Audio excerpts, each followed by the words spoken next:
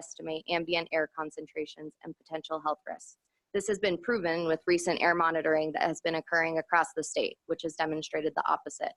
As an industry, we rely on data, facts, and science, and we believe this will be integral to our discussions in the various rulemakings we have ahead of us. We look forward to working with the COGCC and the CDPHE on developing rules that are reflective of the facts and account for actual air monitoring data. Thank you. Thank you. Mr. Batt. Yes, thank you for the opportunity to speak today. My name is Ramesh Bhatt, and I'm the chair of the Conservation Committee of the Sierra Club. The Colorado Sierra Club has approximately 100,000 members and supporters in Colorado. To begin with, I want to remind you that you have a mandate to protect people and the environment from oil and gas operations. And this mandate should be viewed in the context of the recently released study, which people have been talking about. You should also realize that this study is likely to underestimate the harm that is being visited upon people. This is because it assumes that people will be only exposed to one well site at a time. It is a simulation, not a real world study. There are hundreds of real world studies that have found correlations between proximity to oil and gas operations and various health effects. This is beyond any scientific dispute at this point. It did not look at all the hundreds and even thousands of chemicals used in oil and gas operations. It assumes weak threshold standards. For example, until recently, it was assumed that lead had a safety threshold and exposure before this level was fine. Now we know that's not true. There is no such level, no level of safe exposure to lead.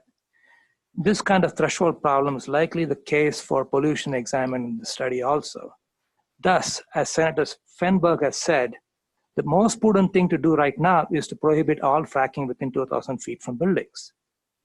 That would be the way to protect people's health and the environment. There's also been a talk of a new study. I'm a little concerned that the new study is going to be using industry data. We've suffered a long history of industry obfuscation and deceit. I'll give you examples of tobacco industry and opioid industries. We should not make the same mistake with fracking. Our health and even the life of the planet depends upon decisions you make for oil and gas. These decisions should not be tainted by compromised science. Thank you. Thanks so much, everyone. Tammy McCullen, Bruce Barker, Terry King, John Jocks. He doesn't want to talk. No. Who doesn't? Mr. Jacobs does not want to talk. Wes Wilson.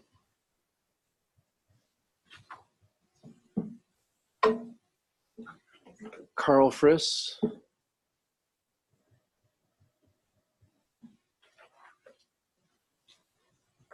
Is this Carl coming on? Okay, great. Yeah, have a seat. Great. Carl, we can start with you whenever you're ready.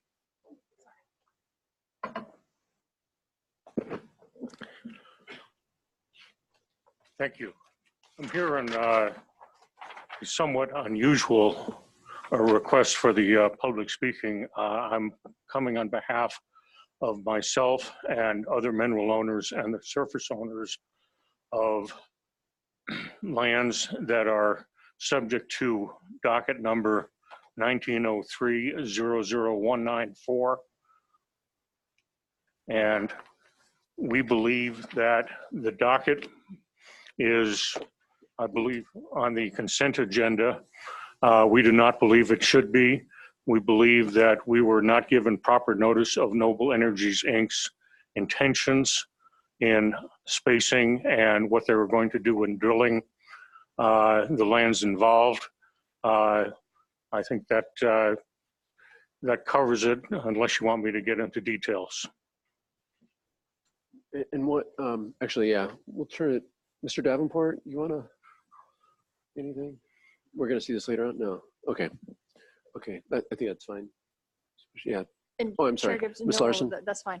And so the Mr. Kinney did bring that concern to us, and the hearing officer Peskin is looking at that matter right now. So staff is aware of it and is considering that issue. I guess a further question I would have is there at some point I should be coming back during these hearings today and tomorrow? So we will just be meeting today, and consent agenda is currently scheduled to be considered, I believe, at around 1:30. We're a little behind schedule, but if you do wish to be here for the consent agenda, I'm sorry, it's at 1:20 that we are scheduled to consider consent agenda. Thank you. That's all. Okay, great. Mr. Wilson.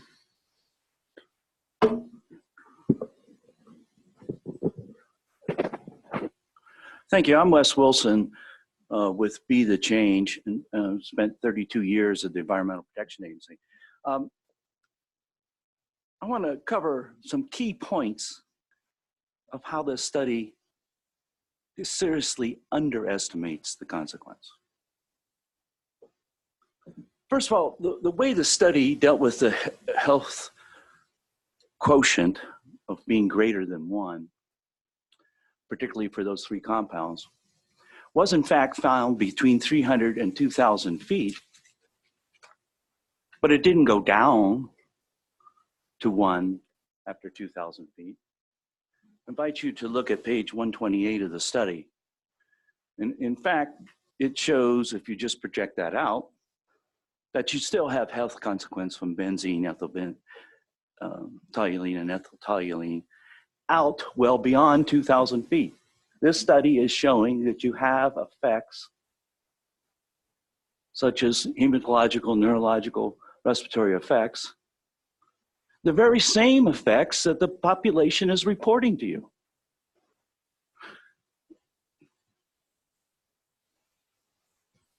You know, one of the commissioners asked the toxicologist, was that in this report? And toxicologist Richardson said, no, it's her observation that what this report shows for short-term consequences are exactly consistent with 60% of the 760 complaints received. Let me deal with one other thing. These canisters, the Camel, measures too high. Camel was at 6 feet. Jeffrey Collette's CSU canisters were set at 9 feet. Benzene is heavier. It goes under that. There is a way to deal with this. You can have 24/7 real-time monitoring using lasers and gold mirrors at fence perimeters.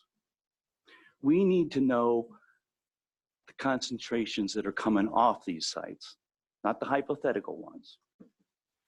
And we need to know them down to where the children play. We're sick of being guinea pigs. We're not going to tolerate. Mr. Wilson, please wrap it up.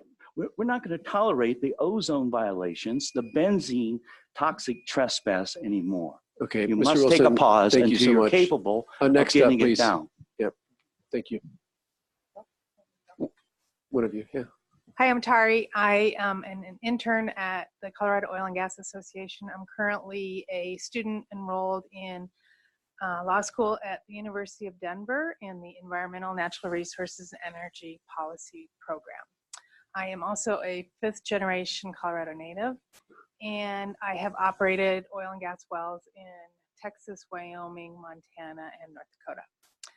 So I wanted to just say briefly that I've been involved in some of the meetings in my position with industry in this large rulemaking process that's coming up. And I have to say from my point of view that the way I see industry caring about the public health, safety, welfare, environment, and wildlife in the state has been humbling to me, because they do care about it. And a perfect example is today with the health study that came out. All of these companies several of these companies are volunteering to allow for emission monitoring, and they want to cooperate. I mean, we're working together to help the health of the public. And I think that this industry, I've been so impressed with how they're stepping up and wanting to cooperate with the COGCC and the CDPHE to do that. Great, thank you so much. Please introduce yourself. Sure. All right. My name is Dr. Tammy McMullen. I'm a toxicologist.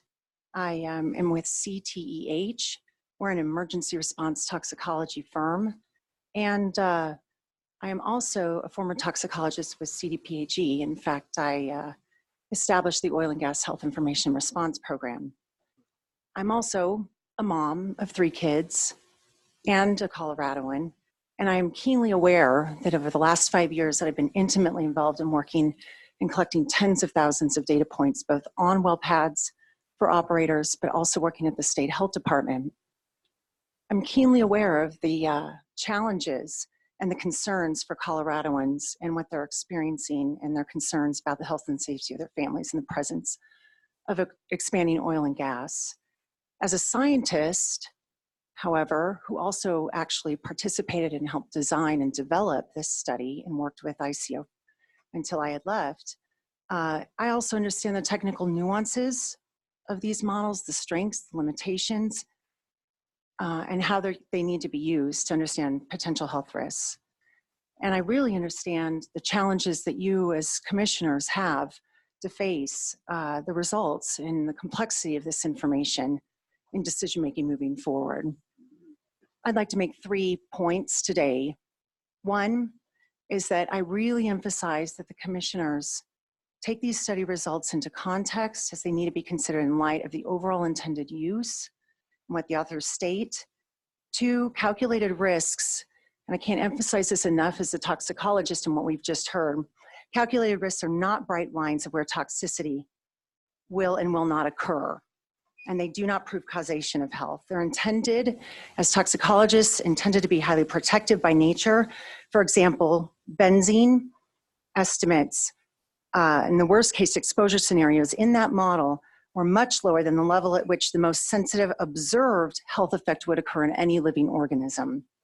And Doctor, please it's up to wrap it up. hundreds to thousands of times lower than levels at which short-term health effects, such as those that are being reported, are actually observed in the scientific literature in humans. So I just want to say thank you as you consider all of this, and I appreciate the thoughtfulness of this commission in knowing that there need to be data-driven policy decisions. Great. Thank you.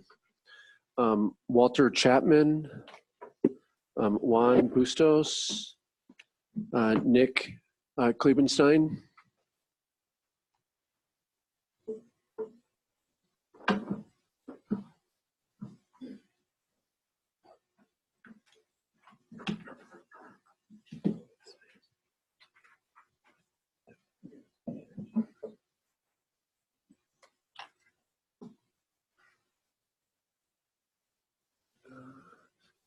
Whenever you're ready. Oh, me? Yeah. All right, here we go. Thank you, But folks. please introduce yourself, of course. My name is Juan Basillas. I'm an independent Coloradoan here by myself on my own dime. Mr. Gibbs, Mr. Robbins, thank you for setting the tone. I appreciate that. It seems like the commissioners, you guys are setting the tone right, working with the oil and gas industry and everybody that is concerned. I mean, me, I'm a Coloradoan, born and raised here in Denver. My family's here, raising my kids. Anyhow, let's get to the point. So here we go. I guess one of the questions that we're facing right now that you folks are facing is how are you going to do business? What actually needs to change in terms of how the COGCC conducts its business? This question was brought on by SB 19181. You folks have a tremendous job and duty to follow the rules and also keep what the oil and gas industry was, is, and will be in the future. Let's see. Based on the history of the agency, I would expect a continued high level of scrutiny on all applications. That's your duty to protect the health, well-being of the environment and everybody. Us in the industry, we care about the environment. We work it, we live it, we're here, born and raised, we love it. Other entities certainly have a role here too. As agencies of the state, federal, and local levels play a role in ensuring oil and gas operations are done in a safe and responsible manner. All of them safeguard our workforce and the communities we live in. We all have a vested interest in protecting our environment and our people. Like I said, this is where I was born and raised and where I'm raising my family. Colorado's oil and natural gas industry is arguably the most regulated industry in the state, and it is important to understand how your policy changes affect public health, safety, welfare, wildlife, and the environment. It is vital for the commission to base its regulatory decisions on facts, not feels or emotions. This cannot be done when the COGC parades around a report based on hypothetical people, hypothetical scenarios, worst case scenarios. We have to stick to the facts, please. COGCC can nevertheless still choose the facts by using the information found in the peer-reviewed scientific studies done by everybody else around here, how they mentioned it before me, my testimony. I don't need to retract all that. I ask you to proceed thoughtfully with any rulemaking that arises. Please wrap it up. Oh, I'm sorry. I'm sorry. All right. Thank Thank you, you. folks. Thank you so much. Appreciate it. Nick, please introduce yourself. Good morning. My name is Nick Klevenstein. Thank you very much for allowing me some time this morning. Your job as a COGCC is to create reasonable regulations. And I'm speaking because I support reasonable regulations like the ones the COGCC has been creating in concert with a broad array of stakeholder groups for the past 2 decades. Please stay on this path and don't regulate one of Colorado's most economically important industries out of existence due to some misguided ideology, which is espoused by a small group of very loud activists. Some who have weighed into these hearings already believe the rules, which you haven't even implemented yet, don't go far enough, and that the COGCC has been derelict in its duty to protect the public. Nothing could be further from the truth, and one only needs to look at the regulatory history of this body for evidence. Many of these people have a staunch ideological goal, and no amount of evidence to the contrary will ever satisfy them. During the debate over Senate Bill 181, the public was told over and over again that this legislation was not about banning oil and gas development or preventing permits from being approved. Instead, we were told Senate Bill 181 would take the nation's toughest rules for oil and gas development and make those rules even tougher while also allowing the energy to continue to grow and thrive. Yet, the COGCC is ushering in stricter permit review processes based on a report which uses hypothetical oil and gas facilities and hypothetical people under worst case conditions to insinuate that oil and gas development just may cause short-term negative health impacts. I find this hard to swallow. The fact that hypotheticals and what may or may not happen under worst case conditions that take place only rarely in simulations are getting statewide oil and gas policies seems too crazy to be true. And yet here we are. As a Coloradan, I want these regulations to be a success because it means we can have more peace of mind from our residents while getting the benefits of a successful and thriving industry. How you handle mission change is but one step ensuring that this happens, and it should be a priority of this commission to make sure this process is based in fact and done thoughtfully. Thank you. Great. Thank you. Is it Mr. Chapman? All right, the floor is yours whenever you're ready. Thanks. Walter Chapman, resident of Colorado. I just want to say that no amount of mitigation, local mitigation of the health effects of drilling will spare us from climate change and what that's going to do to the people of Colorado and the world in general. And I think a moratorium is really the only real answer. And eventually, local effects would no longer be an issue if that was done. And we need to move in that direction. So I'll leave it at that. Great. Thank you so much. Thank you to these panelists. Appreciate it. Leanna McIsaac. And then also, this is our list of folks that have signed up. If you have not signed up, please sign up in the corner. Or if you'd like to testify and you haven't signed up yet, please come down right now, because this is, Leanna is the last person we have on our list for right now. So if you'd like to, yeah, Lauren, come on down. And I can't remember. Lauren again, I'm sorry. Anyone else would like to testify that have not yet signed up? We also want to capture, we have the two Laurens here, have not signed up. Anyone else would like to testify? Okay, seeing none, Leanna, the floor is yours whenever you're ready. Hi, nice to meet you all. Thank you for your time today. I'm just here to ask for a pause on permitting for oil and gas permits.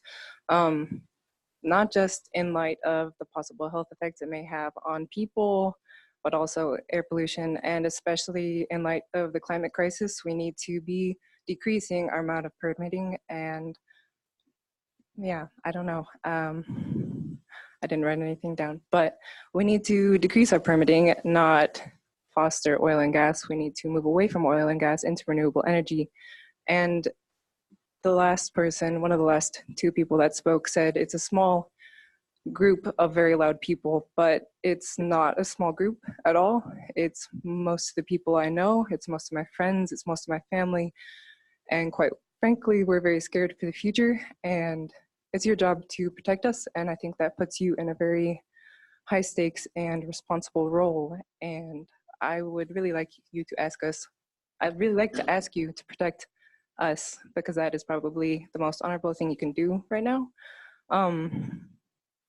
The climate crisis is very scary, and a lot of biodiversity has been lost, and I'm also worried about that, and I'm worried about the survival of the human species, and yeah, I'm gonna pass it along. Great, thank you. Ms. Petrie, Yes. the floor is yours whenever you're ready. Thank you. Lauren Petrie, I am with Colorado Rising. I feel bad for y'all. I think that you're all in a really awkward position. Polis is really proving himself to be a super weak leader on this issue. He doesn't really want to address it in a meaningful way. We know that y'all take your marching orders from the Polis administration, and it puts you in the weird position of really having to do, what he asks you to do. And he's making you appear, Director Robbins, as a very weak leader on this issue, and he's making this agency look weak with not having the ability to actually do what needs to be done to protect the public. Makes it all look like you guys don't accept science and the research, and don't respect medical research. It sounds like after the CDPH study, there's still a lot of unanswered questions. The study didn't include cumulative impacts, and we heard responses to critical questions that included just now, we don't know, we don't have that data, we need more research, we don't have a good handle on that.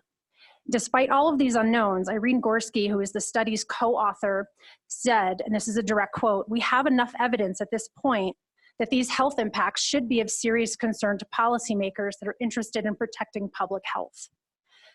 Maybe the Polis administration is not interested in protecting public health. I'm not sure if that's the takeaway. And at the press conference for the study's release, Director Robbins, you stated that you would abide by the precautionary principle. The precautionary principle is defined as a social responsibility to protect the public from exposure to harm when scientific investigation has found a plausible risk, and should not be lifted unless that risk has been deemed guaranteed that risk won't happen. You have a responsibility to protect the public from harm. Scientific investigation under the CDPHE study has found plausible risk. Ms. Petrie, please wrap it We up. do not have findings that guarantee no harm will result. The light's yellow. The only reasonable course of action right now, based on what you know and what you know you don't know, is to pause the permits until you can guarantee health and safety is protected. So Jeff, are you going to stand by your word to abide by the precautionary principle? Okay, thank you. Lauren? So somebody I love lost his father a couple days ago. This man lives in New Jersey. A lot of people think of New Jersey as a polluted place, and they think of Colorado as a clean place. And yet he got to live a long life, lived to be about 93. And he never had to worry about the threats outside his home, because somehow the state of New Jersey is able to protect its people from this kind of abuse of their health and risk to their health and safety. So he got to live a long life, but a lot of our lives are going to be shorter. A lot of our lives are going to be worse because of continued permitting of unacceptably hazardous, toxic drilling in our neighborhoods and in our region, piling up toxins in our air. Life is short, and we're all vulnerable to accidents and illnesses that can further shorten our lives and take away our enjoyment of life. We can watch our loved ones suffer when their lives are shortened and their quality of life is impacted. That's even worse. The duty of the government we pay for with our tax dollars is to protect the public from threats to our health and safety, to prevent unnecessary suffering, and to optimize our prospects for a decent quality of life and a healthy lifespan. To fulfill this duty, Governor Polis and his COGCC must stop issuing drilling permits that allow the industry to profit by shortening and degrading the quality of our lives by putting us at unacceptable risk of more illnesses and accidents. To do otherwise is reckless and cruel and may also violate the law itself. Thank you. Thanks, Lauren. I appreciate everyone here. Is there anyone else that would like to testify that has not testified yet? Okay, seeing none, we will we'll take a break and we will come back at 12:30. Thanks.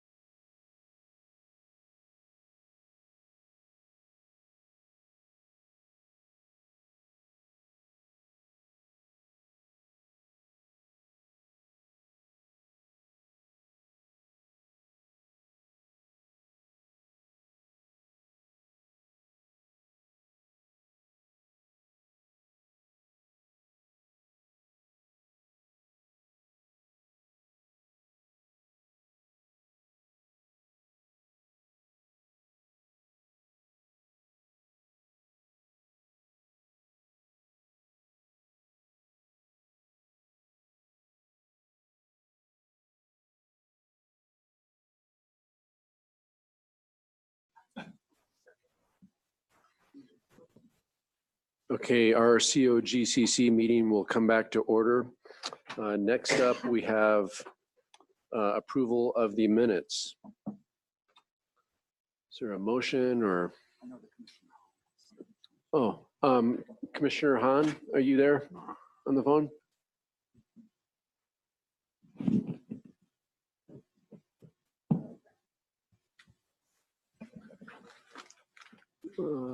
So Yeah, Chair, Ms. Larson? yes, thank you. So Commissioner Hahn had a few proposed edits to the minutes. So if she's not with us now, I would recommend that we come back to the minutes when she's able to rejoin us. That sounds good. Okay, we will then move to consent agenda items. I'm Oh, here. I'm sorry. I could not unmute my mic, but I'm back Oh, now. okay, let's move back to approval of the minutes. Commissioner Hahn. Yes, I just wanted to note that under commissioner comments, which would have been at 12:08, the commissioner feedback, sorry, on SB 19-181. Just a slight clarification. When I had discussed looking at a new development plan for the permitting process, and just to clarify, my thought was that it could be like a complete business plan, as in a miniature CDP. So I just wanted to clarify, because it's not conveyed the way I had intended. And I did send that notation to Mimi. Okay, and Ms. Larson, you have that, I think. I do have that, and the minutes can be amended to reflect that change. Okay, great. Thank you, Commissioner Hahn, for that clarification and for getting the information to Ms. Larson. Are there any other modifications or anything else? If not, are there any motions for this amended minutes? Yeah, Commissioner Putnam. Move to approve the minutes as amended. Okay, there's a motion. Second. And there's moved and seconded. Those in favor say aye. Aye. Any opposed? Seeing none, that carries. Consent agenda items. Ms. Larson. Yes, thank you. So, Mr. Chair, we do have one item that is on the consent agenda. It's in Group D that staff will be withdrawing. It's docket number 1903-009194. Again, sorry. Docket number 1903-00194. And that's in Group D, and we'll be pulling that matter from consent agenda. Okay, great. Commissioner Putnam. Thank you, Chairman Gibbs. Just to be clear, is that the one that the gentleman testified to about this morning? That is correct. So staff is still undertaking a review of those matters. Great, thank you. Also, Commissioner Boygan. Mr. Chair, on the consent agenda, I am going to recuse myself from Group J, extraction, and Group P, 8 North. I am actively engaged in a negotiation with extraction, and therefore am recusing myself for matters affecting extraction. Okay, so Group J and Group P, you'll recuse yourself for. Okay. Anyone else? Yep. Commissioner Eden. Yeah. I just wanted to thank staff for working with me to help better understand the pooling and spacing order process, and to say that there are a number of things, especially in the spacing decisions, that have implications down the road for permitting and vice versa. And we may look at how those are ordered. But one of the things that staff has made me aware of is that there's sort of a rule of thumb about what sort of the maximum number of pads that you would see given a certain size unit and a certain number of wells. And I think I see some variation in the way that spacing orders are done and the relationship to the pads. And so I don't have any specific motions or concerns about the ones that are pending, but I do think this is something that we should look at is what the sort of underlying basis for how those decisions are made, and just talk about that and think about that as we go forward with the rulemakings. So. Thank you. Any other comments before we vote on the consent agenda items? Okay. Do we have any motions? And we need to have a motion, at least one that removes J and P. Oh, yeah, Commissioner Messner, you got it? So I'm going to make a motion for approval of group A, B, C, E, F, G, H, I, K, L, M, N, O, Q, and R as presented. All right. I think you got that. Okay, any further discussion on that motion? Seeing none, all those in favor signify as aye. Aye. Any opposed, say no. Seeing none, that motion carries. Is there another motion? I can make a motion to approve group J and P. Okay. Any further discussion? Seeing none, all those in favor say aye. Aye. Any opposed, say no. Seeing none, that carries. How would you like the motion done for D, since we're just pulling You one item? you just leave it there, or do we need a, yeah, Ms. Larson? Thank you. So, and Mr. Davenport can also advise on this, but we will need a motion for D, the one docket remaining in D. Okay. So I can make a motion for approval of consent item 1807000535. And it's to be removed. No, that's the one that we're approving. Oh, excuse me, that's right, yeah. Okay. Is there a second? Oh, Commissioner second. Hopkins, okay. There's a motion, moved and seconded. All those in favor say aye. Aye. Okay, that passes unanimously. Great, thanks everyone. Next up, commissioner comments. It's an opportunity to reflect on any meetings you've attended or issues that you want to raise right now. Commissioner Hopkins. Yes, I would like to take the opportunity to publicly thank both the Department of Public Health and Environment and the Commission for being very attentive to some recent issues that have come up, or actually not recent issues that have come up over time on the project going on in Broomfield. And I just can't thank you all enough for the responsiveness and the partnership that you all developed, in my opinion, with that particular local jurisdiction on a very important project to the citizens there. So I just wanted to say job continuing and job well done. And I just can't imagine anything better than what you all did. Director Robbins. Yep. Thank you, Commissioner Hopkins, for those kind words. For the rest of the commissioners' edification, our orphan well program has jumped into high gear there. A plugged and abandoned well was leaking. It's under a street within Broomfield. We've been working hand in hand with Broomfield and trying to address that. I think we had to stop what we were doing because it was deeper than we thought and go get new and additional equipment and potentially do a sole source RFP. I'm not sure exactly, but Dave Andrews, who's in charge of that program, and Mike Hickey, one of our engineers, has been working hand in hand with Broomfield, and we're have been successful in establishing a good working relationship with the Broomfield community. That's great. Any other comments?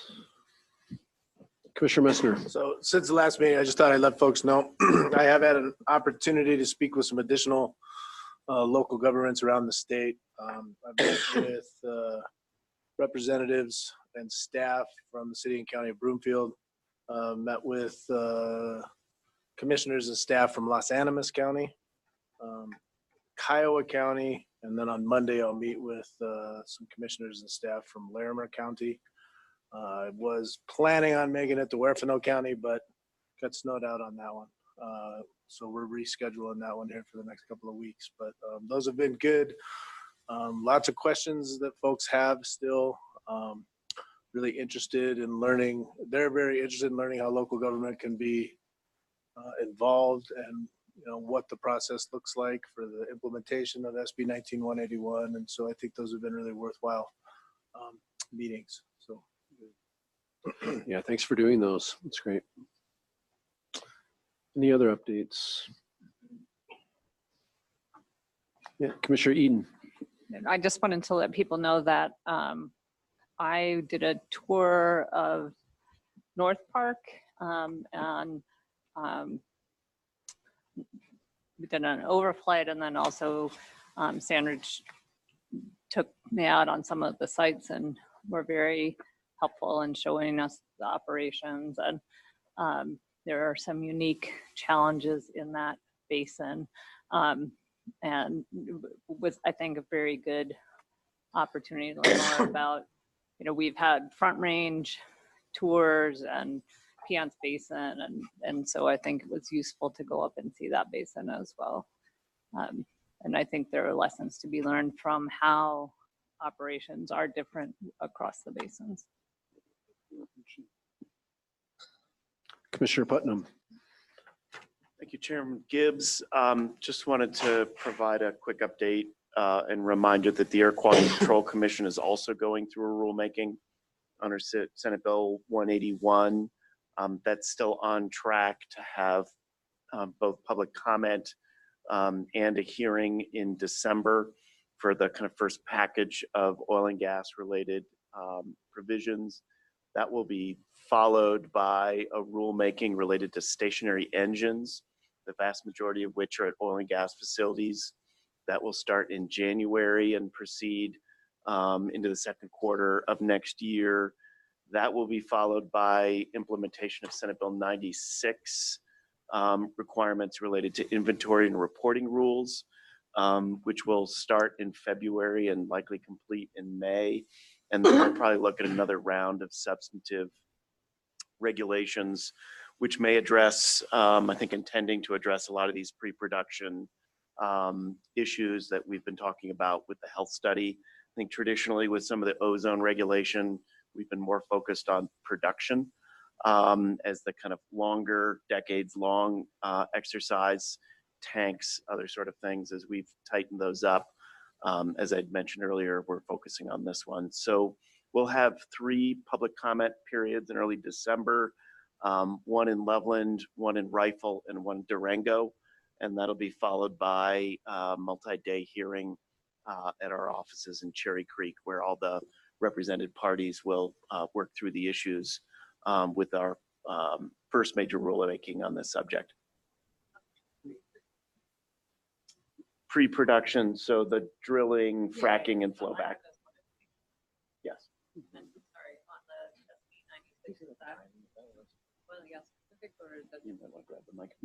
Hi, this is Commissioner Eden. Just to clarify on SB 96, is that industry specific, or is it, I mean, is it oil and gas specific, or is it broader rulemaking that encompasses?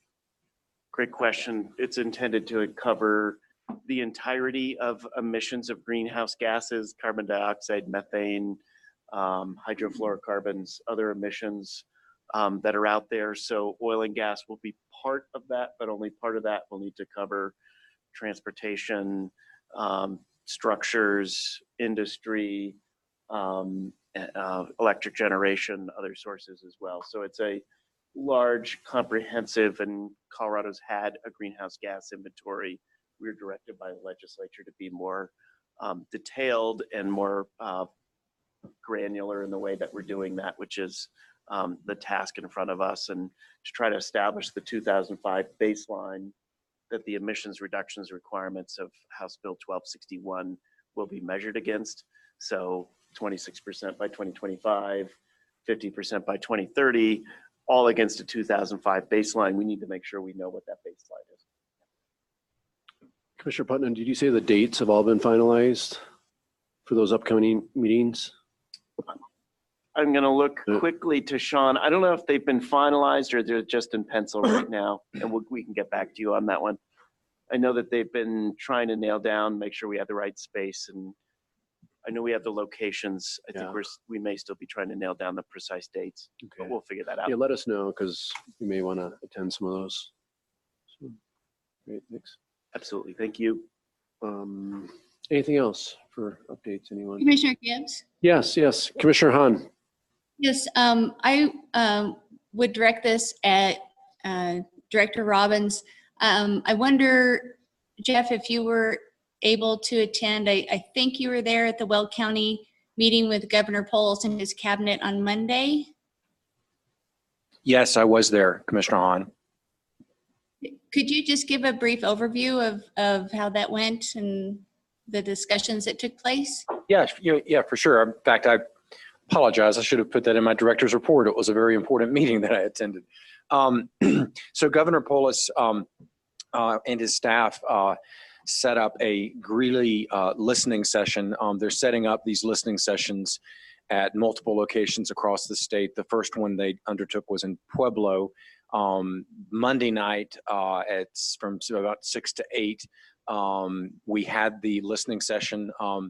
It was kind of a unique format. It was a big library conference room, and well over 125 attendees, folks that were invited, that were business leaders, elected officials, folks from industry, folks from agriculture, kind of a broad swath of people from the Northern Front Range, focused in on, Weld County and Larimer County.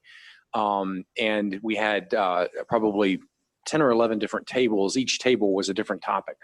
So the table that I sat on was labeled oil and gas. And we had 3 rotations. So we had about 15 people at the table. And then after 20 minutes, we had another rotation of 15 people. The first 2 were basically, you were mandated to which table you were going. It was all random. And then the last seating was, you could go to whichever table you wanted, and oil and gas was a hot ticket. And so we had quite a few attendees at all of the things. We basically, we asked the attendees 3 questions. One was, pretend like it's 2030 and Northern Front Range, Colorado is on the cover of Time magazine. What does oil and gas look like, or what would the article look like relevant to oil and gas? The second was, what are some of the challenges relative to oil and gas in the Northern Front Range, and what could the administration do to be successful in helping address those challenges? And I think the third one was just kind of a catch-all topic about, talk to us about issues you see with oil and gas. And I took notes on a whiteboard at a frantic pace and got a lot of really, good ideas. I had one of the governor's senior administration officials also taking notes, and the governor, I think, is collating those notes. It's to help inform policy. I'll get the comments back, and once I get them, I'll share them with the commissioners, because I'm sure you've been interested to sort of see and hear and feel, what we heard from Weld County and folks from Larimer County. But it was a very good evening to get some perspective from folks up in that part of the state of Colorado. Yeah, and I'll just add there'll be upcoming ones. There'll be one in Denver and then another one in Grand Junction in the near future too. Commissioner Eaton? Oh, okay. Any other comments, commissioner comments, before we move to Director Robbins and the rulemaking update? Yeah, Commissioner Jolan. Is this commission planning on rescheduling our joint visit with the Air Quality Control Commission? Is that something that we're getting on the books? Yeah. Okay. Yes, we are planning to get that rescheduled. We just don't have a date firmed up at this point. Commissioner Eden. Thank you. Sorry, while we're on the subject of scheduling, I do think, and we've talked about this before, that continuing to figure out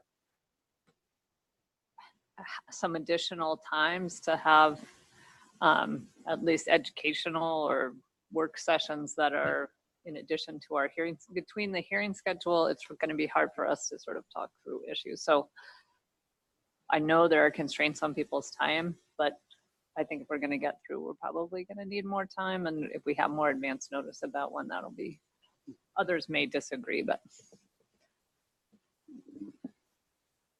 Director Robbins. Unless there's other commissioner comments, that's probably a good segue into rulemaking discussion, which was next on your calendar, but I don't want to cut off any other commissioner comments. I think you have the floor now when you're ready.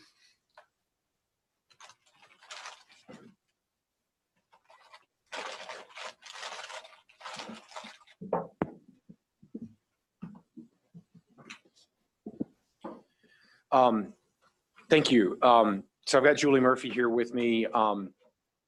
I have delegated to some of my senior staff who's running which rulemakings, and Julie is in charge of flow lines at this point, and that's I think the first discussion point we wanted to have with you about rulemakings. Before we jump into that, I do want to, and I'm going to talk about the mission change work that's being done and cumulative impacts work that's being done and alternative site analysis. I just want to inform the commission that generally speaking, a lot of work is happening that you're not necessarily aware of. I'm trying to keep each of you, I can meet with you individually, and I'm trying to keep you up to speed on the work that we're doing. And a lot of that work is going to start to be daylighted here in the relatively near future. And while today's hearing is likely to be cut short, and we're even cutting a whole day off, that's not going to happen anymore.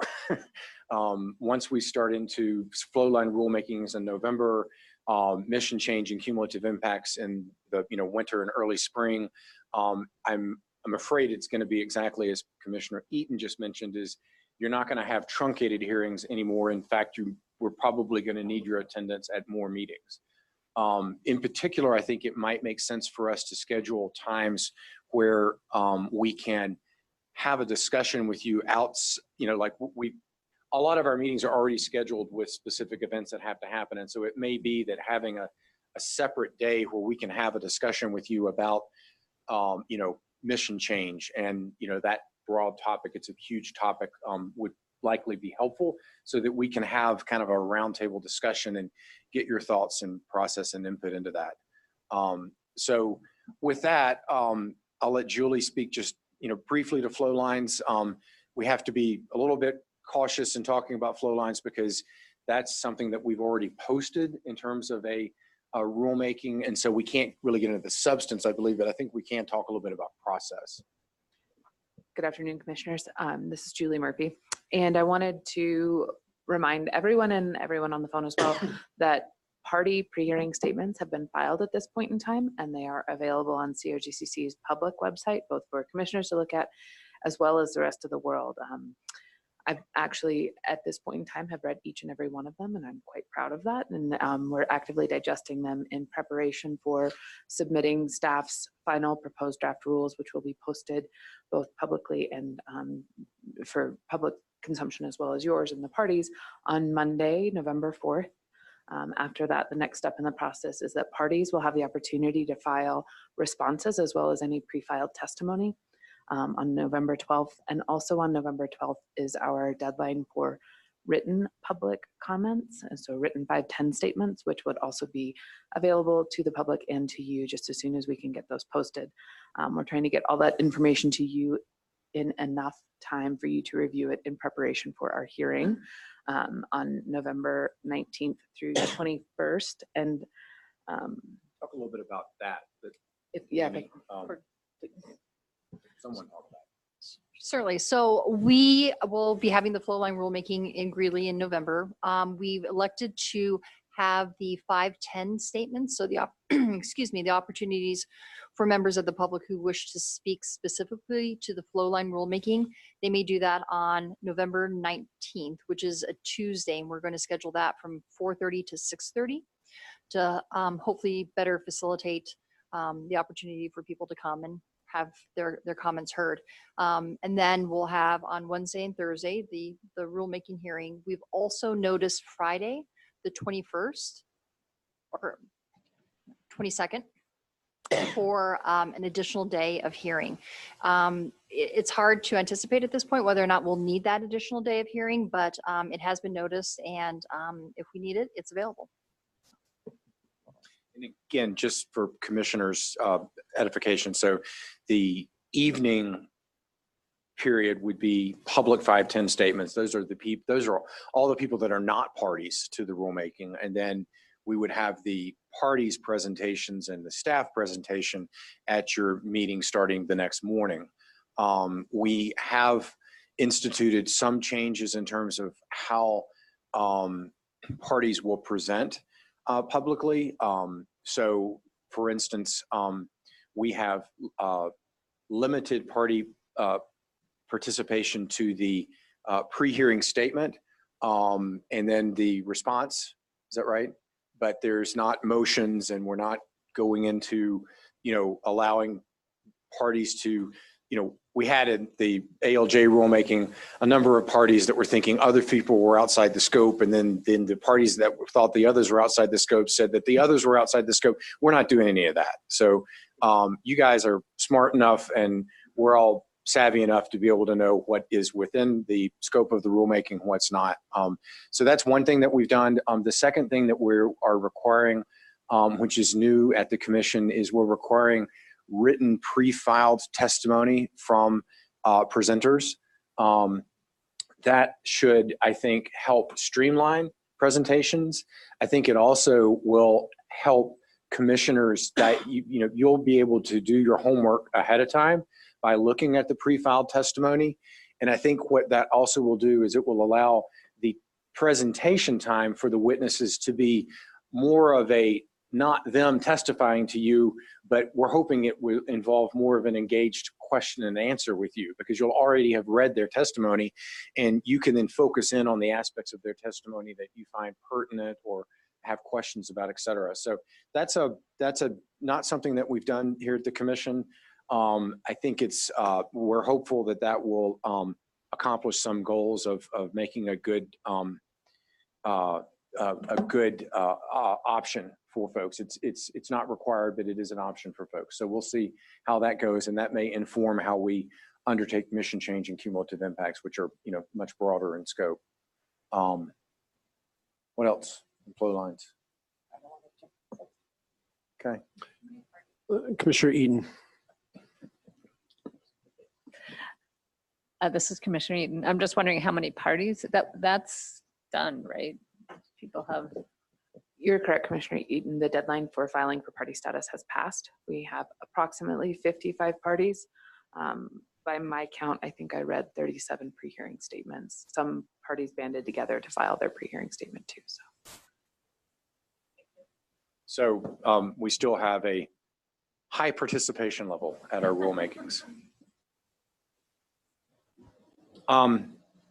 Okay, with that, turning to mission change and the work that staff has been working on, we have a very smart staff here that's been working with our rules for any number of years.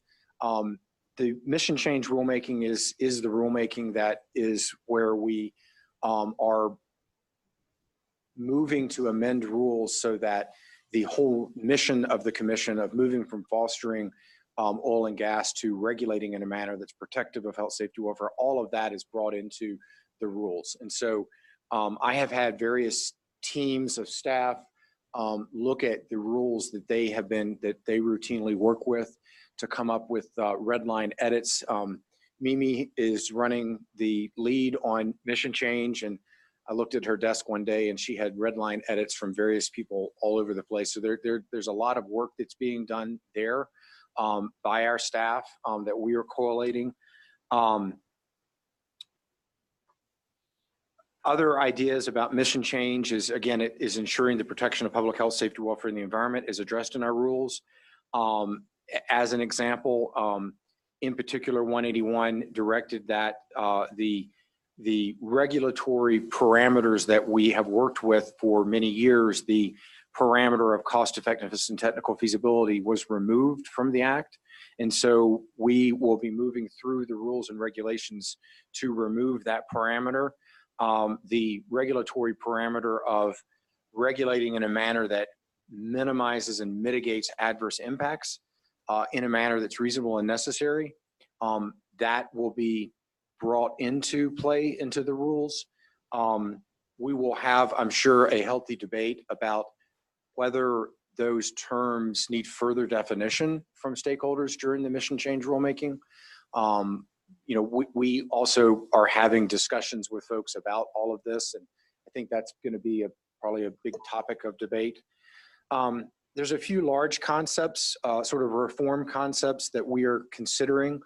And all of this, by the way, we are hopeful to solidify into a white paper that we would publish on Friday, November 1st. So as I said, we've got a lot that's happening. It's in a couple days. Just in a couple days. Yep. Which is, yeah. We're ambitious and hope to get it, but that's the goal, but we're not going to publish it unless we feel comfortable that we're at the right spot. But some of the large conceptual reforms that we're talking about, one is the concept of moving away from the multifaceted permitting protocol that exists now. So right now there's a drilling and spacing unit application, there's a pooling application, there's a Form 2 application, there's a Form 2A application. Instead of doing that, we are contemplating addressing one permitting protocol as opposed to doing it through the sort of the hop skip manner that has been happening historically. We think that the single permit application accomplishes some of the big large scale goals that I think 181 is telling us. One, I think 181 is telling us that we should be looking at oil and gas development in a more holistic fashion. So looking at it from a more broad scale approach as opposed to, you know, one development here, one development here. This also will ensure that consideration of impacts to people, the environment, and wildlife are evaluated in the context of sort of all stages of development. And I also think that this single permit application will more efficiently use staff, operator, local government, community resources. A second sort of large concept reform has to do with the fact that starting in July of 2020, we will be this will be a professional commission, so a 5-member full-time paid commission. And one of the pivots on that front is the consideration of should permitting remain with the director or should permitting be done with the 5-member full-time paid commission, since they will be here working all day, you know, 5 days a week. So we are evaluating that as a concept for discussion as part of the white paper.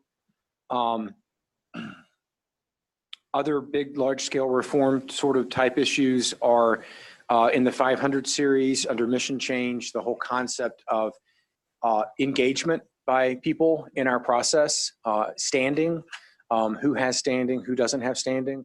It is part and parcel of the other large-scale reform, which is under mission change, creating somewhat of a more neutral regulatory framework.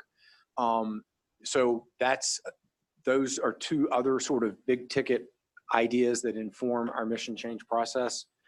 And then we are proposing a streamlined, a bit of a more streamlined notice process that will ensure impacted persons receive adequate notice of commission applications.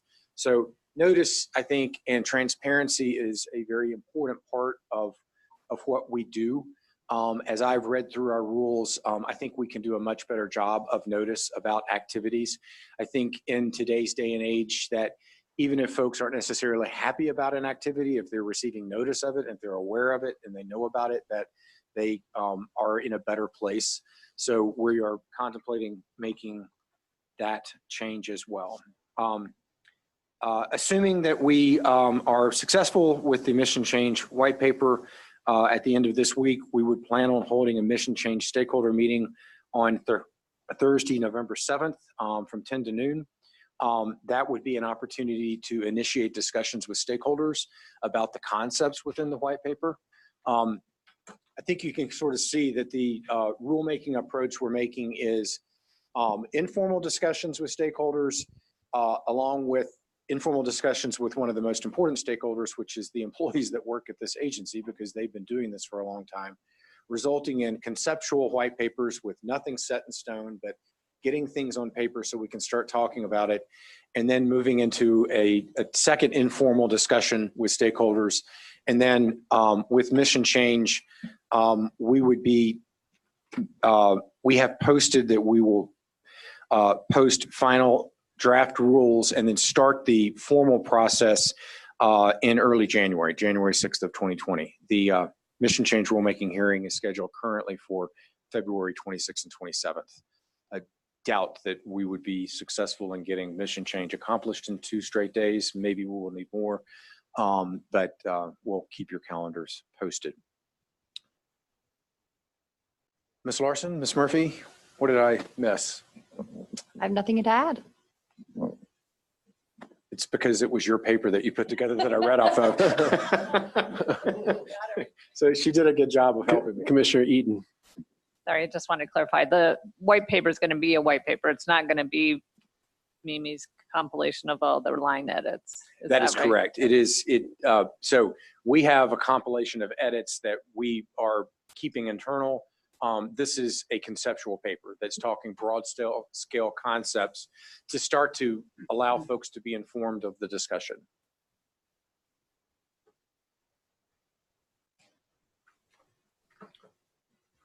Does that sound all right to everyone? Okay. As I mentioned, we also have been working internally. Oh, actually, I missed one point, Mimi. Another point that is similar to the single permit application, but one thing that we are working on to make edits to is the comprehensive drilling plan approach. That's Rule 216. I think that 181 is also suggesting to us that looking at large areas for drilling and looking at comprehensive plans is something that we need to further incentivize. I can say that we have one comprehensive drilling plan that was approved, and we've got several in the hopper. I think that, but those are just operators that have volitionally come in and done this. I think that trying to create a permitting process that incentivizes the use of large-scale planning is something that is really important under mission change. I think we'll also find it in sort of cumulative impacts, but that's another area that I wanted to just flesh out for you under mission change that we think is important. Okay, so with that, I'll turn to cumulative impacts. We are definitely working on cumulative impacts internally. We also are having meetings with Commissioner Putnam and his staff relevant to cumulative impacts. We have engaged a consultant, Geosyntac Consulting, as a entity that will help us with cumulative impacts. A couple of things that are informative of cumulative impacts is, one, the mandate to evaluate and address the potential for cumulative impacts is pretty open. So we're trying to determine what's the best first approach on cumulative impacts, something that is doable for this commission by late spring. And the second point that I would make is, unlike mission change or even flow lines, where we already have rules on the books that we are, editing or making changes to bring in the protective nature of 181, cumulative impacts is new and different. It's not something that the commission or staff has spent a ton of time thinking about under our current rules. So it's a little bit new and different in that regard. We will plan on bringing to either the November 19th to 21 rulemaking, or at a date to be determined, a white paper discussion paper, so that we can have a discussion with you about cumulative impacts, probably give you a bit of an overview about what that means for other agencies, other state agencies, or even the federal government. Sort of talk cumulative impacts 101, and then bring to you an approach that we're developing that we think would ensure success. One point that I would make is that I think staff, CDPHE staff, our consultant, all agree that doing a measured approach on cumulative impacts makes sense. It's going to take time to get to the full on, what are we doing and how are we addressing cumulative impacts from oil and gas operations. So that's what we would plan on bringing to you at a meeting. The rulemaking is scheduled about 5 months out. March 25th, 26th is the cumulative impacts rulemaking. So again, in the vein of we're doing a lot of work and we're going to start to daylight that with you, we will be doing that either at your November meeting or at a meeting scheduled just to have that discussion. The last of the 4 that are mandatory is alternative location analysis. We are working on that internally. That's not received as much work as some of the others, and that's slated for a late April hearing.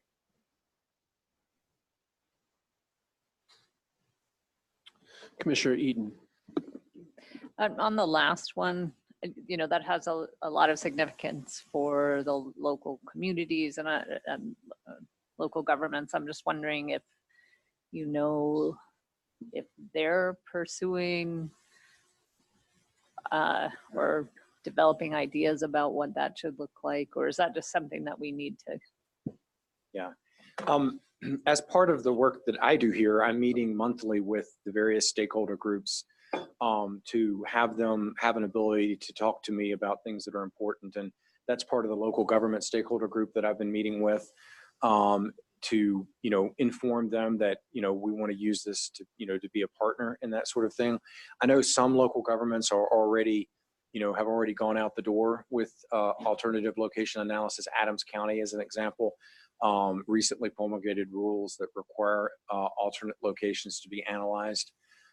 So it really is it's sort of dependent upon what each community is doing. I guess I would say that at some point, like the conversation that you're having around the other 2 issues, that trying to learn from what the local governments are doing or have been doing with respect to this could be a helpful sort of, yeah, just absolutely educational for us. Yeah. Yep. And I think sort of I guess the last point I would make is you can see that there's a lot of moving parts. There's a lot that we at staff are working with, amongst ourselves and informally with stakeholders. At the end of the day, all of this becomes part and parcel of what 181 is going to do for us. And so as I see it,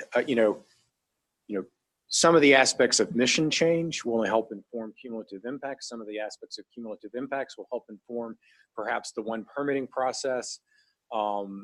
Cumulative impacts will also help inform the comprehensive drilling plan approach and what incentives are there. So all of these things, the alternative location, they all sort of play hand in hand with each other.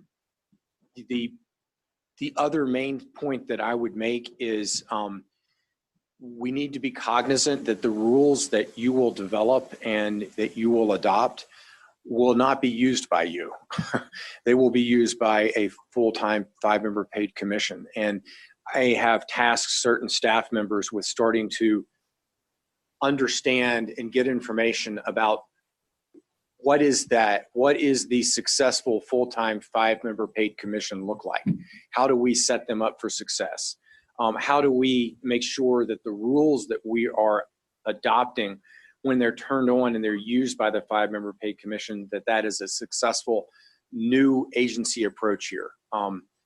so we are working on that. And I've got several members of my team that have been delegated that assignment to go look at other full-time commissions, to go look at other iterations of, what that could be, what that should look like. How is it that we make sure that when we do make that move that it's successful? And I guess as I see it, and I don't think I'm daylighting anything, we've got a lot of work to do. We've got a lot of rules to get through. The way we set it up is we would be finished with the rules by mid-spring. That then gives the staff of this agency working with partners an opportunity to develop guidelines. So I don't know if you know, but we have our rules and then we have guidelines, how those rules are implemented, how they're used. That whole piece needs to happen before the rules get turned on so that it's a seamless transition to, or as seamless a transition to a new permitting protocol that we would have. And so we built into this time frame a period of time to allow for that to happen as well.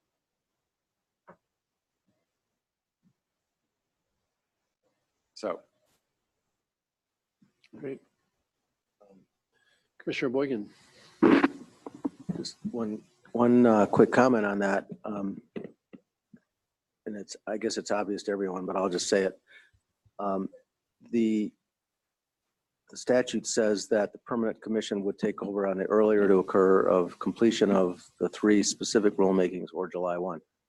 And so if we finish the rules in the spring, we're out of here. Yeah.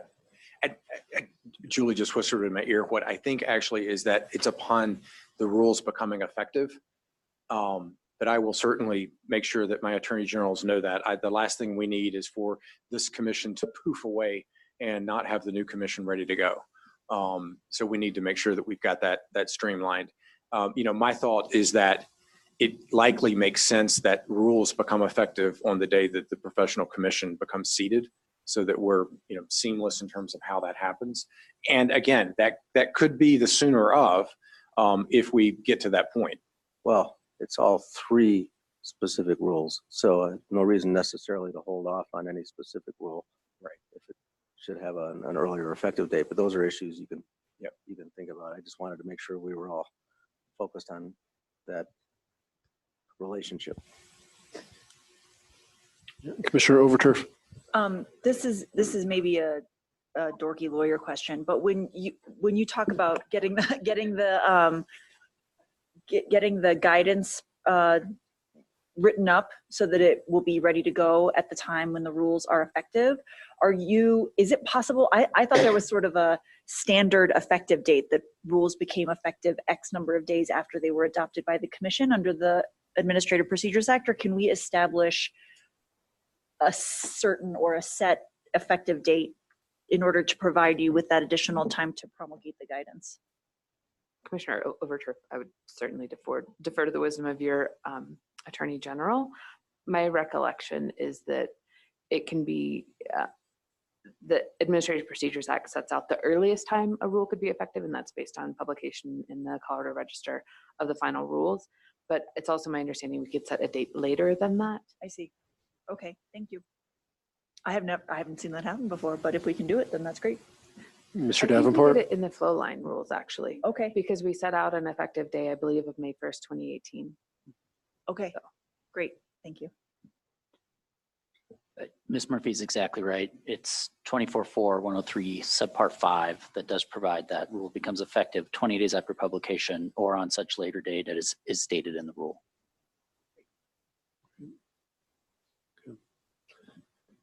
Anything else?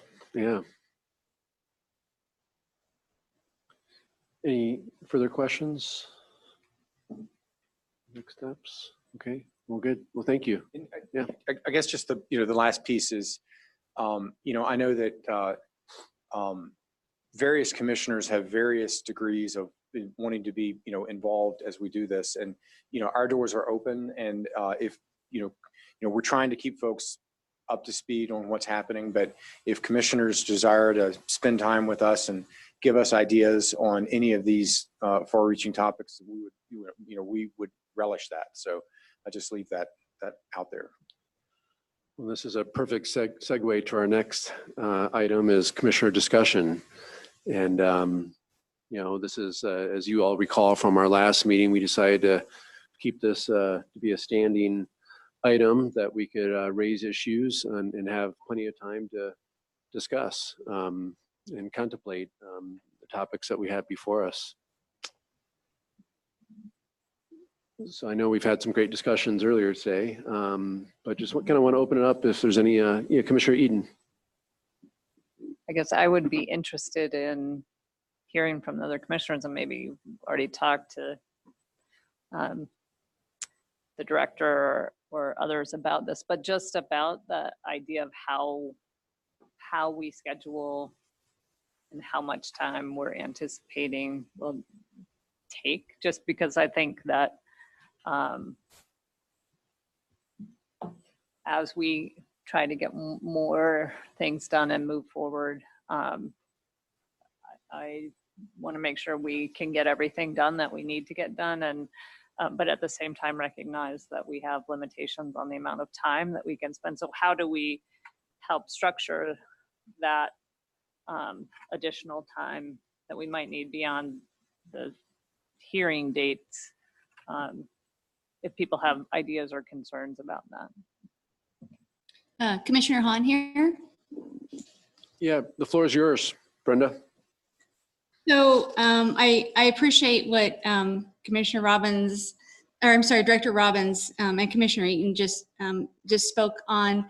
I had actually made a note earlier in the morning about, I know many of us have expressed interest in being more a part of the development process of the rulemaking, and I wondered if, for those commissioners who are interested in spending more time with the process, if maybe it would work to divide up topics by commissioners, that they might have might be a specialty of theirs or have a particular interest in, and then individual commissioners could spend individual time with staff helping develop those ideas and the rulemakings, and then bring those ideas to the hearings. And so I think that speaks a little bit to what Commissioner Eaton was just saying. It might be a way to conquer and divide and make a little faster headway.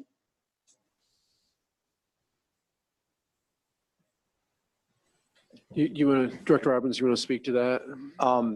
I guess the only point I would make is, and Kyle would make this point, and he probably wants to make this point, but if two or more of you are gathered together to have a smaller group discussion, that becomes a public meeting. So we would need to be cognizant of that, which was, so we just, I guess I'm right there, right, Mr. Davenport?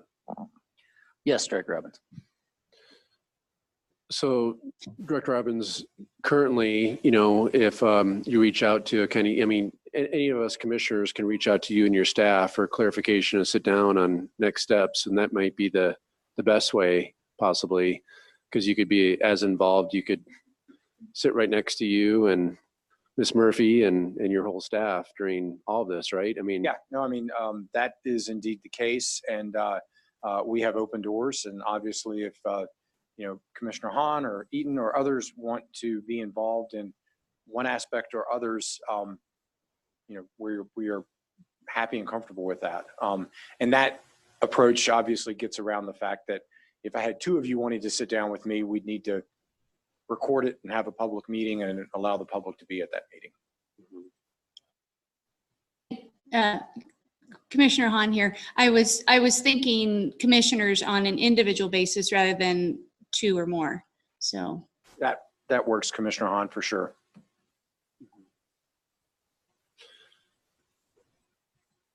Commissioner Mester. Thank you, Chairman. To answer Commissioner Eden's question from my perspective, I do think that allowing the time that we have for staff to really flesh out some of these specifics, is a good thing as far as our starting point goes. I think that, at least within this commission, organically trying to create a starting place, and I think I've mentioned this last time, I think is a real challenge, and actually could prolong the process even longer than actually having a starting place. But I do think that once that kind of baseline is developed, I'm certainly willing to commit to whatever number of days that's necessary in order to get these things finished in a timely manner. And I really think it needs to be a timely manner. And so once we start with, flow lines, once we start with alternative site analysis or rulemaking, I don't think we can do a couple of days and then wait a month. I do think it's 2 or 3 days, 1 week, couple of days the next week, whatever it takes to get through that particular topic in a rapid manner, is where I would like to see it go. Commissioner Overturf. Yeah, I think I agree with Commissioner Mesner about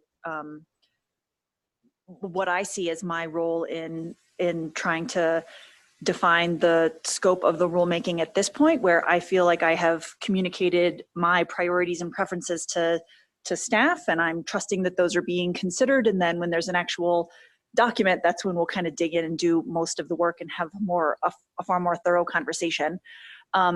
I also agree with you that there's going to be a lot of time that we're going to need to spend in the room to get these rulemakings done. And in my experience, we have chronically and repeatedly, not this commission, but previously, we have underestimated the amount of time that it's going to take to get through rulemakings. And so I think having parties file pre-written testimony, I think, is incredibly helpful.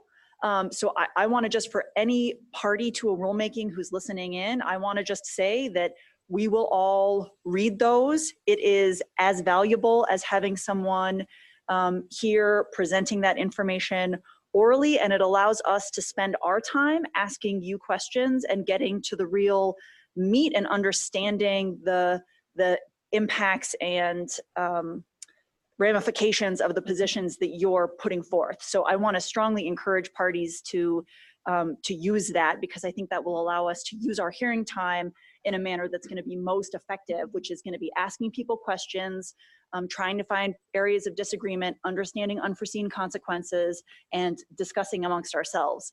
The other thing that I would, just in terms of, again, I think the parties have a huge role in our ability to be successful in promulgating these rules and doing them on the aggressive timeline that's required by the statute. And so when we are in a situation where we have 55 parties, which is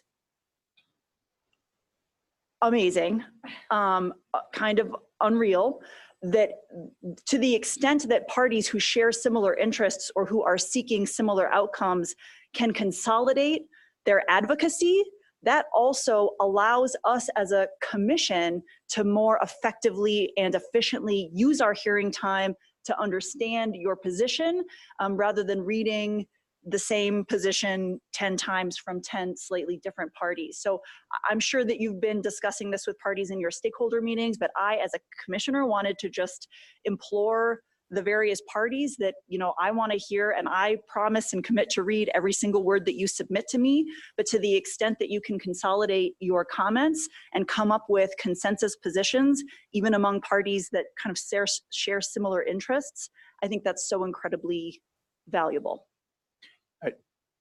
Director Robbins. Yeah, if I could, thank you very much, Commissioner Overturf, for those thoughts. For what the record is, there's only a half a dozen people in the room, but we have 99 people on the phone that just heard you loud and clear. Mm-hmm.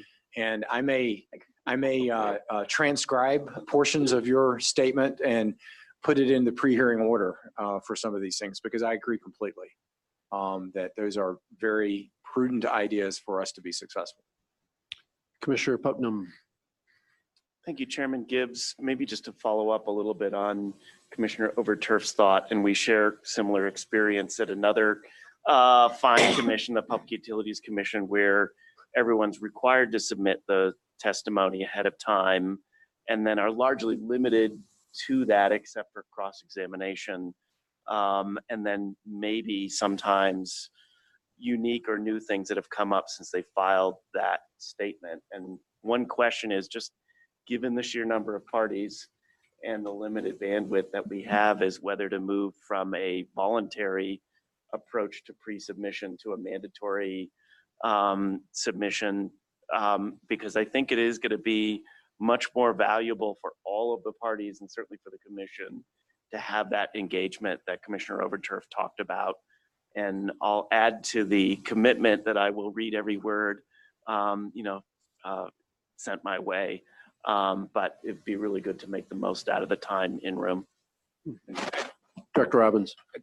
I think even though I have been informed that it's not technically mandatory for the flow line rulemaking, for all of you on the phone that are parties to the flow line rulemaking, I think we're hearing loud and clear that the commissioners are going to be favorably inclined to read pre-filed written testimony so that we can then spend time at flow line having good dialogue about the important issues that you parties have identified. Did you hear that, everybody?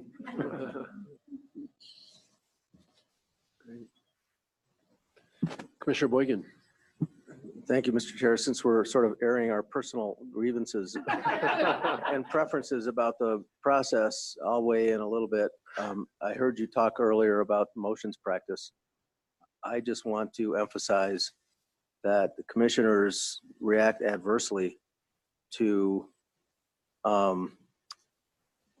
bogging down the process with motions over hyper-technical matters in an attempt to gain some sort of procedural edge. And so I want to express my hope that we won't see that, or it'll be kept to a minimum, and that the parties either will work through it, or as you said, we'll just as a commission, we're capable of determining what's within the scope and what isn't, as an example from recent history.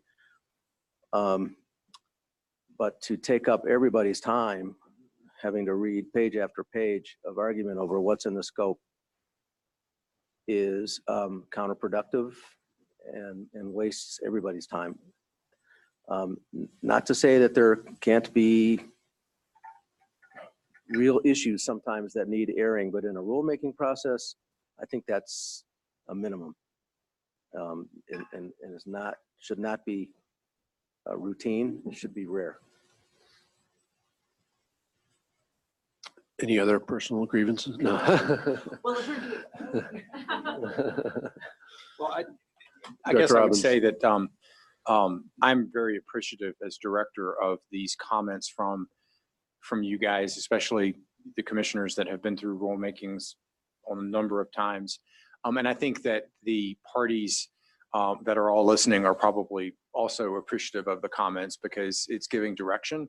You know, we have a pre-hearing order, but hearing from you about direction on how you think that we can be most successful is really important for Coloradans that are participating in these important rulemakings. So thank you. Any other comments? Does everyone like this, having this opportunity? And I'll go to Director Hopkins, Commissioner Hopkins in a moment, but to keep this on the agenda too, we can have this little forum to talk about issues that come up. Yeah, Commissioner Hopkins.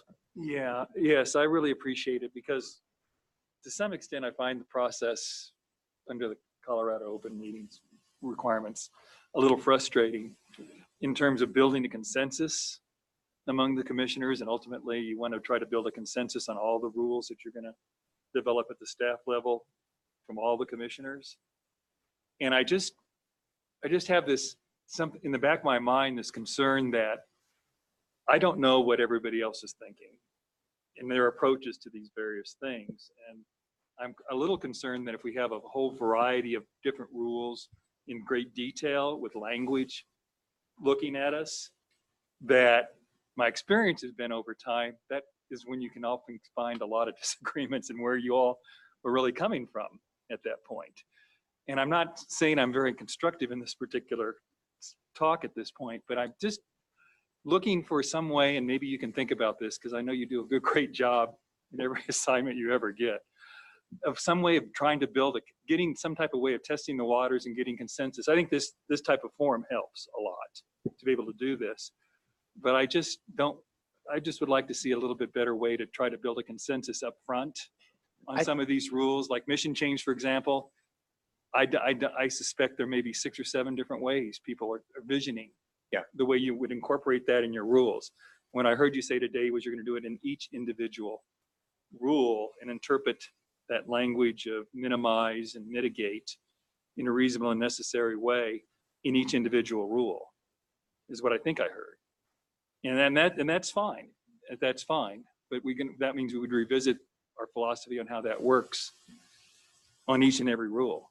Because it might be different in each rule. So I'm just expressing a little bit of frustration with how the process, not criticism, but just a little frustration in terms of how I think the end game might go. I think what I'm hearing, if I can, Chairman, is after we daylight the white paper, which is the 15,000 foot view on mission change, et cetera, and have informal stakeholder input into that, is gathering you as a commission outside of a current scheduled meeting and having a meeting with you with the white paper and with the informal stakeholder input so that we could, make sure that you're comfortable that, what we started with that then gets stakeholder vetted through informal stakeholder, we could maybe have, a bit of a meeting with you and allow you to talk amongst yourselves on those issues. Again, that wouldn't be at the actual rule drafting phase, but it's more at the conceptual phase of, what does mission change mean for the 600 series? Or, what about standing under the 500 series? Or, those sorts of topics. Well, I think the white paper is an excellent idea. And if we could just have a discussion on the white paper and what the implications are and that kind of thing, that might scratch my itch on terms of consensus building, because I'm just looking for some type of vehicle where everybody gets a chance to say, this works for me, or I'm concerned here in this particular area, or have you thought about that kind of situation? And a white paper can do that. And if we can table it that way, I think I'd be quiet and be happy. Mr. Davenport, then, or Commissioner Overture first.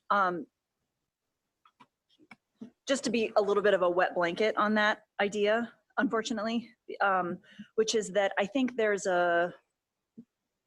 is a different approach. This approach that we're talking about right now is different than what we've utilized for prior rulemakings.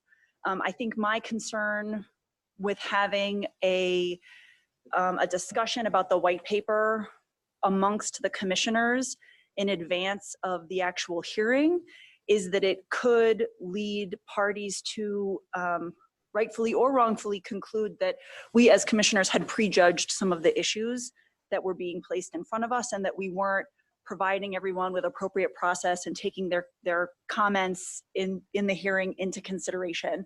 So I just raised that as something that is slightly concerning to me. I think there may be certainly ways for staff to receive feedback from commissioners about the scope of the white paper and the contents of the white paper and kind of where we're at, and allow them to take all of that into account when they're developing the model rules. But I did just want to flag that as a source of some concern for me.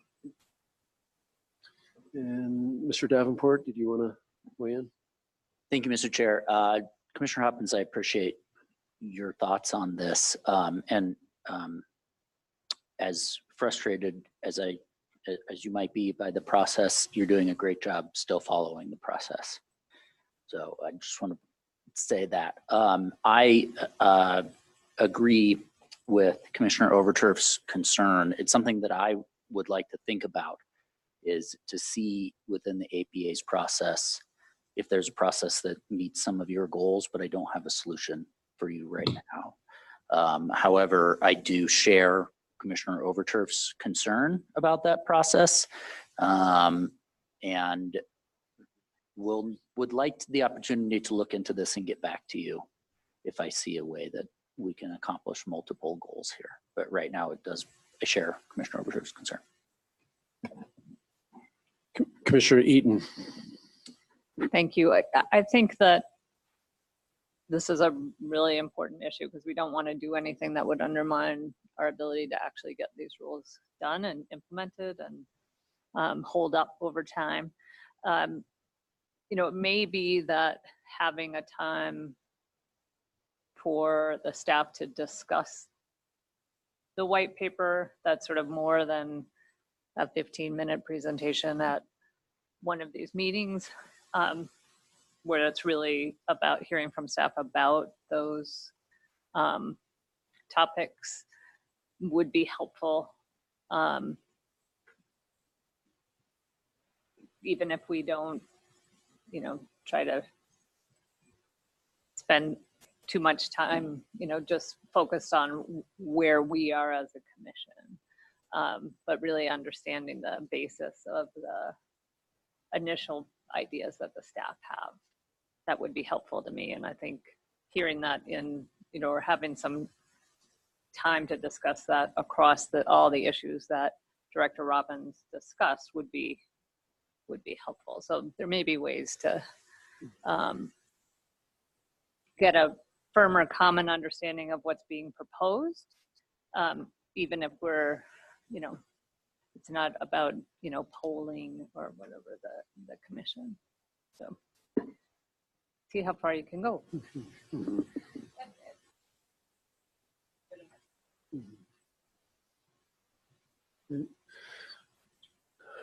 Did I see a hand from Commissioner Messner a second ago or no?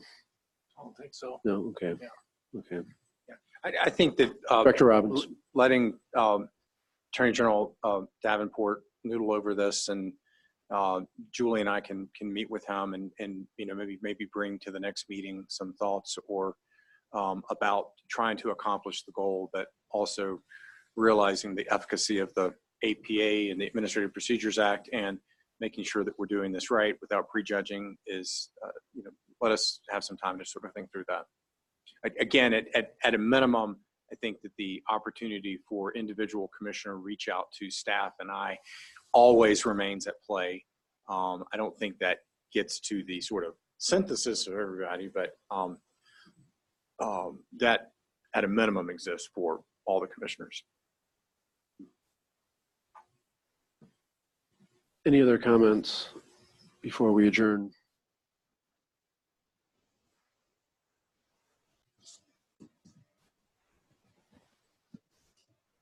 Going once.